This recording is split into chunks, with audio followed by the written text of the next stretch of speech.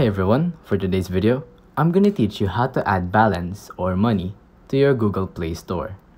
So, if you wanna buy something on the Google Play Store, you can use this tutorial to learn how to add money to your, your account, so you can buy that certain thing.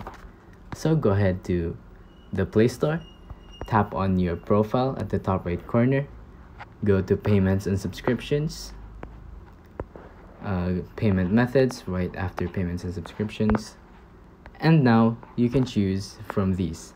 Add a payment method to your Google account. So you can either add net banking, credit or debit, Paytm, UPI, or redeem a code. Codes are like, those like gift cards. You can enter those codes right here, or you can just use your credit or debit card.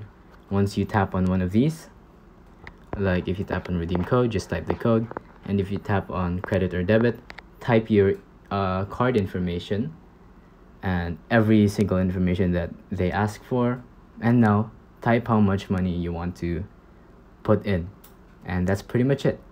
That's all you have to do. It's very simple. Once again, payments and subscriptions, payment methods, and choose one of these. It's that simple. If you think this video was helpful, please consider liking, subscribing, and hitting the notification bell.